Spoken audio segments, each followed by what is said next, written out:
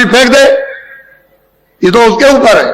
तो सब तरह का अधिकार आपको लोक में कर्म करने का मिल गया है, आप उसका उल्लंघन मत करो। जिसके देश में रहो उसके नियम के अनुकूल यानी चलो तब छूट जाओगे, जेल खाने से बाहर हो जाओगे। और नियम के विरुद्ध चलोगे तो मतलब है कि फिर आप सजा मिल जाएगी, उसकी सजा अलग है। यहां का नियम तोड़ो तो यहां की सजा मिल जाती है, 5 साल की, 2 साल की, 1 साल की, 10 साल की ज्यादा गलती करो तो फांसी हो जाती है।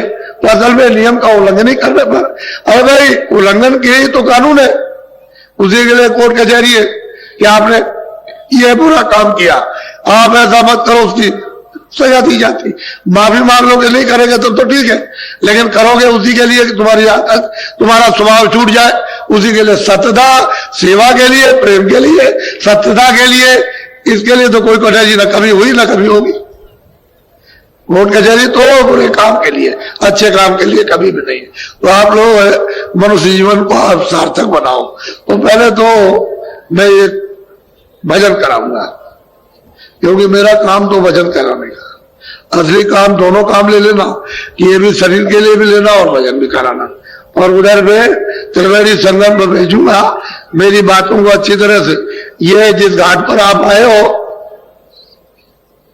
उस पर वो बैठे हुए, मल्लाह भी बैठे, पंडित भी बैठे, और ना तो एक शब्द है, वैसे तो वो ब्राह्मण है, वो बैठे हुए, वो मेहनत करते, दिन भर बैठे रहते, मेहनत करते, सामान को रखाते, आपको मतलब है चंदन ये वो सब कुछ देते हैं, और मतलब ये कि जगाते रहते हैं। तो आप मतलब मल्लाह नाव ले आते हैं बरसात में, तो आखिर इनकी उतराई थोड़ा बहुत उनको भी देते हैं। क्या बात है, अरे भाई रास्ते में तागे में बैठोगे, इसमें बैठोगे तो थोड़ा बहुत उसको भी कि भाई मेहनत किए, चलो भाई तुम्हारी मेहनत कर। तो सब जगह अपनी अपनी मेहनत है, वो मेहनत का। रेल में बस में आते हो तो मतलब देकर आते हो, भाई वो भी मेहनत है, वो भी मतलब है कि चलेगा, टूटेगा फूटेगा ठीक हो जाएगा। तो हर जगह अपनी अपनी जगह मेहनत है, तो सबकी मेहनत दे दो तो जल्दी निकल जाओ, जल्दी काम हो जाए। और मेहनत नहीं दोगे तो फिर जही तही फंस जाओगे, तो बड़ा मुश्किल।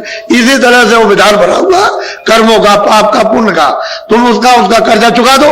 हम तो चाहते हैं सबका कर्जा चुक जाए। जितने लोग चारों तरफ से आए, किसने किसको दिया है, ये बेचारे जो है क्या मतलब है कि 2-4 टीमें काम कर सकती है, जो सफाई करते हैं उनके लिए।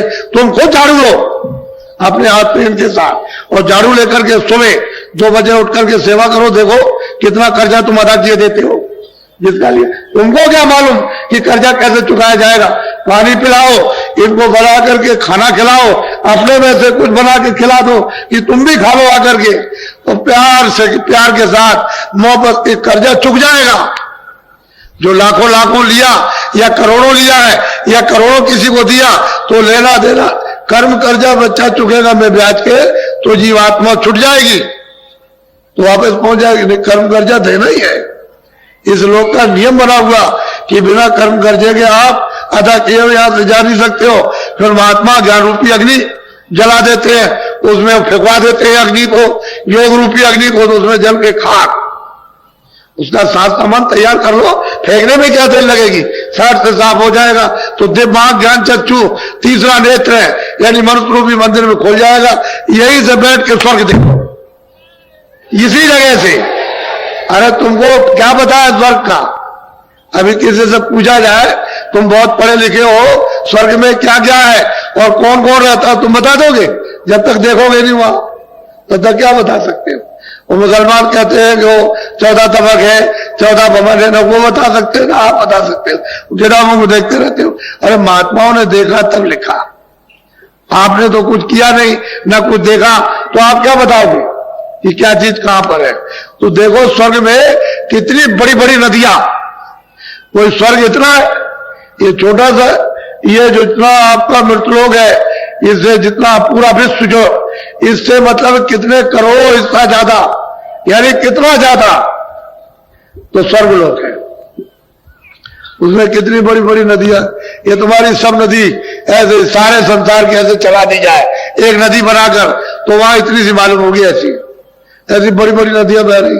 अरे तुम उधर चलो उस रचना की तरफ, उस मतलब ये है कि देवलोक की तरफ में, कि यही से रास्ता जाता है सीधा। जब तुम्हारा ये साफ हो जाएगा तो बच्चा यही से सीधा, अरे भाई जहां दूरबीन जब लगती है तो दूर की चीज पास और पास की चीज दूर, यही से दिखाई देती है। तो तुम्हारे पास तो दूरबीन है ही। आंख की सफाई होने की जरूरत है कि वो मैल चला जाए, गंदगी चली जाए तो दिव्यनेत्र ज्ञान चक्षु खुल जाए। तो यही से बैठ के महात्माओं ने तो यही तो है, वो कहते हैं कि मुंह देव नैन, मैंने अपनी आंखों को बंद किया, बंद कर लिया। वो स्वामी जी कहते हैं दोनों आंखें बंद कर दी, ये मेरी अंदर की आंख खुल गई, तीसरी आंख, तीसरा नेत्र दिव्य नेत्र खुल गया। वो कहते हैं मोह बिलो राम मुस्काए।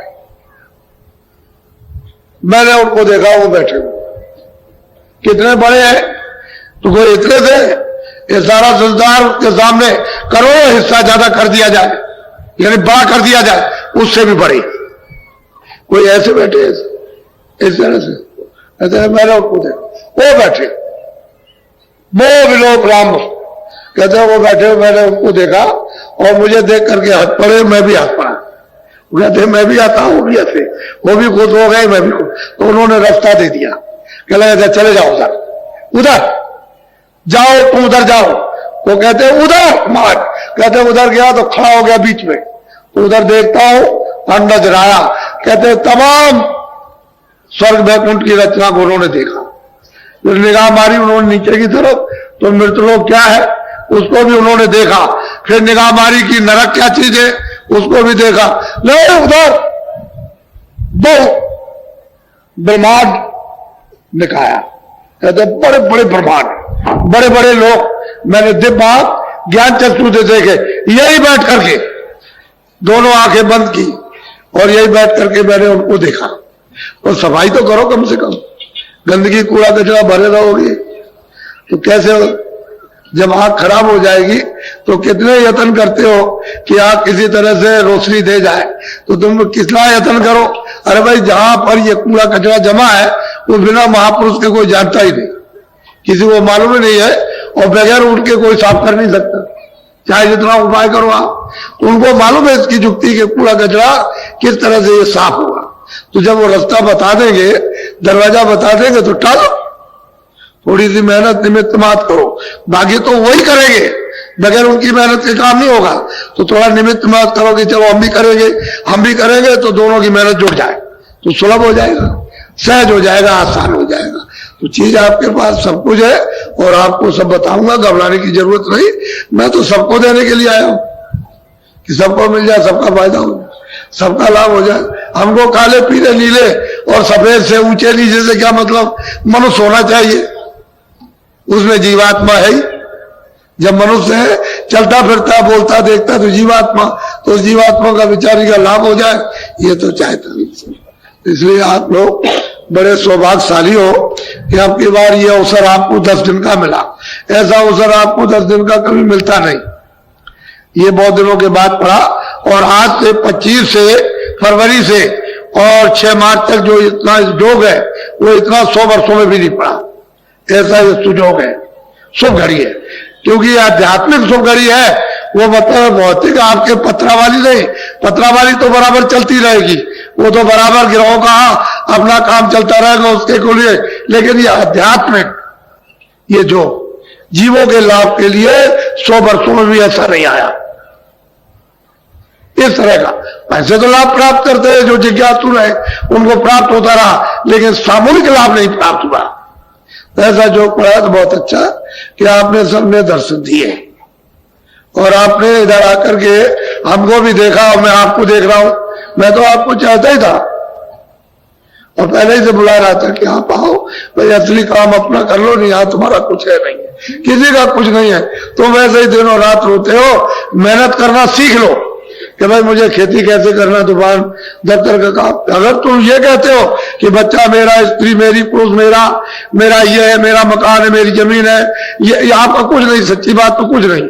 मुझसे अगर पूछो कुछ भी नहीं, आप बस जो कुछ भी है वो इसके काम लो, ये सब इसका है, इस शरीर का है, ये सब इसके काम लो। खाना कपड़ा दवा दारू ये सब इसको दो, इसकी मलहम पट्टी ठीक करो और समय पूरा होते ही ये खाली कह गया चलो जल्दी निकलो यहाँ बैठो, अब देर से ही एक क्षण भी नहीं लगेगा, फौरन आकर के तुम्हारी आंख बंद करेगा, कान बंद करेगा, तुम्हारा मुंह बंद कर देगा, बुद्धि बिल्कुल पागल कर देगा और कहेगा निकलो जल्दी से, बस जबरदस्ती खींच कांच के निकाल बाहर कर देगा। ये सब पड़ा रहेगा। अब ये बताओ आपका कुछ है? इतना देर से चिल्ला रहे कोई मेरा मेरा मेरा, कोई कहता मेरा राज है, कोई कहता मेरा ये, कोई कहता आपका कुछ नहीं है। ये तो परदेश है, दूसरे देश में आपकी चीजें कैसे हो सकती है? हाँ, दूसरे देश में जाओ, उसकी चीजों को इस्तेमाल कर लो, छोड़ के चले आओ, उसको पकड़ के नहीं जाना, वही काम में ले लो इसके लिए और छोड़ दो। रिश्तेदार जाते हैं रिश्तेदारी में तो सब चीजें वहां की बरत लेते हैं इसके लिए और छोड़ के चल देते हैं, हम लोग चले आते हैं। ऐसा यहां भी रखो कि ये सब चीजों को बतलो, छोड़ दो, क्योंकि ये तो आपका कुछ है, यही आपका नहीं है। जितने सब इकट्ठा किया है, अरे बच्चों ये मकान किराए का तुम्हारा नहीं है, जिसने इकट्ठा किया वही चला जाएगा, तो बाकी ये सब सामान ये पड़ा जड़ रहे। इसलिए इसका बोध करो, बिल्कुल एकदम बुद्धि से विवेक करो कि हाँ सत्य है कि नहीं। बुद्धि का भी एक सत्य होता है, उसको आप अच्छी तरह से धारण कर लो कि ये सत्य है, ये इधर उधर होने वाला कुछ भी नहीं। आप उसी में से धीरे से निकल आओ, जल्दबाजी करने की जरूरत नहीं, सने सने धीरे से निकल आओगे, निकल के तकलीफ नहीं होगी, उंगली टेढ़ी मेढ़ी नहीं होगी, कोई खरोच नहीं पड़ेगी, धीरे से निकल आओगे और निकल के एक तरफ हो जाओ। ऐसे ही लोगों ने, यानी मतलब यह है कि रहकर और अपना जीवन बिल्कुल अपने काम में ले लिया।